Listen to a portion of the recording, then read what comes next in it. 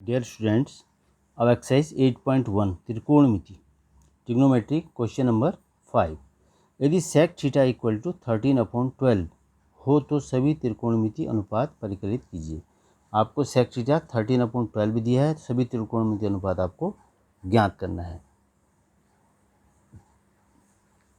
सभी का मतलब हो गया साइन, कोस, टेन, कॉट, सेक, कोसेक, सभी आपको निकालने हैं। इसमें सबसे इम्पोर्टेंट ये है कि आपको सेक थीटा दे रखा है इसने, सेक थीटा इक्वल टू 13/12, यानी ये हो जाएगा कर्ण बट्टे आधार। उसी बेस पे मैंने इसको ट्रायंगल बनाया और इसको थीटा माना, क्योंकि एंगल थीटा लिया है इसने तो इसको थीटा मान लिया मैंने। तो कर्ण हो गया ये हाइपोटेन्यूज अपॉन आधार यानी 20। इस प्रकार से इसको सेट कर दिया। अब थर्ड साइड हमको पहले निकालनी है, तो ट्रायंगल ABC में देखिए क्या होगा, AC स्क्वायर पाइथागोरस थ्योरम लगाएंगे equal to AB square plus BC square. AC square क्या होगा, 13 का होल स्क्वायर, AB कितना है 12 का होल स्क्वायर, प्लस BC आपको फाइंड करना है पहले। तो ये हो जाएगा 169, ये हो जाएगा 144 equal to BC square. 169 equal to 169 minus कर दो इसको, 144 इक्वल टू BC स्क्वायर। ये हो जाएगा 25 इक्वल टू BC स्क्वायर। और इसको कैसे कर सकते हैं, BC square equal to 25, BC equal to आएगा √25 यानी 5 आ जाएगा। तो आपके पास ये 5 सेंटीमीटर हो गया। इस प्रकार से लिख सकते हैं आप। अब देखिए, अब इसको कैसे करेंगे आपको सभी त्रिकोणमिति अनुपात निकालना है। तो साइन थीटा क्या होता है, लंब बट्टे कर्ण। लंब बट्टे कर्ण का मतलब हो गया परपेंडिकुलर अपॉन हाइपोटेन्यूज, यानी आपके पास BC जो है लंबा है, क्योंकि यहीं से एंगल ले रहे हैं हमें थीटा वाला, तो 5/13। एक तो ये आ गया आपके पास 5/13। अब कॉस थीटा क्या होगा, आधार बट्टे कर्ण, यानी बेस अपॉन बेस हो गया, आधार को A से लिखते हैं, आधार बट्टे कर्ण।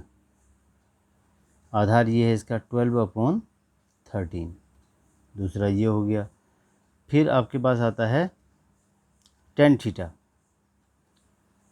होता है लंब बट्टे आधार, यानी परपेंडिकुलर अपॉन 20। ये हो जाएगा 5/12। अब यहाँ से जो है इसका रेसिप्रोकल शुरू हो जाएगा सीधे।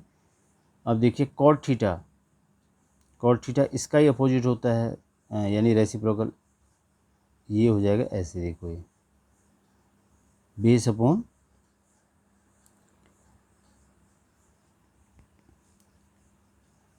आधार बट्टे लंब हो जाएगा। ये आधार ये हो गया और लंब ये हो गया, 12/5। फिर उसके बाद क्या आएगा आपके पास, सेक थीटा कर लो या कोसेक कर लो, जो भी है, ये इसका अपोजिट होता है, तो ये हो जाएगा कर्ण बट्टे आधार। कर्ण बट्टे आधार में क्या होगा, 13/12। इसी प्रकार से आप करते रहिए। फिर कोसेक थीटा किसका अपोजिट होगा, साइन का, यानी कर्ण बट्टे लंब। इसमें आपको सारे मिल गए 13/5। देखिए सारे के सारे आंसर आपको इसमें मिल गए। पहला 5/13, फिर 12/13 कॉस तो दिया ही था आपको, इसका अपोजिट हो गया, सेक दिया था उसका कॉस का अपोजिट हो गया। सेक निकालने की ज़रूरत नहीं थी, सेक दिया ही है हमको, तो साइन हो गया। और उसके बाद कॉस निकाल दिया आपने 12/13, टेन निकाल दिया 5/12, और कॉट निकाल दिया 12/5। मैंने ये भी निकाल दिया जबकि हमको दिया था, कोई नहीं। कोसेक थीटा इक्वल टू क्या हो जाएगा, 13/5। ये इसके आंसर हो गए। इस प्रकार से आपको ये सॉल्व करना है। अब देखिए अगला क्वेश्चन जो है वो है 6th क्वेश्चन।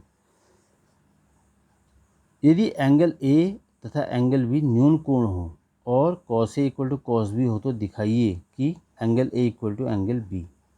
ये न्यून कोण है, देखिए न्यून कोण ऐसे बनते हैं ये, और इसमें ये जो न्यून कोण होंगे यदि, तो ये क्या हो गया, सी वाला हमारा 90 डिग्री वाला हो जाएगा। हमको दिया क्या है, सॉल्यूशन बता रहा हूँ इसका मैं, इंपॉर्टेंट क्वेश्चन है ये भी। कोण ए तथा कोण बी क्या है, न्यून कोण है, यानी 90 से नीचे होंगे एंगल्स। तो हमको दिया क्या है, cos A equal to cos B, ये दिया हुआ है हमको। तो अब देखिए कॉस ए क्या चीज़ है, कॉस ए इक्वल टू कैसे लिखेंगे हम, कॉस ए यानी कॉस एंगल है, कॉस ए, कॉस बराबर क्या होता है, आधार बटे कर्ण।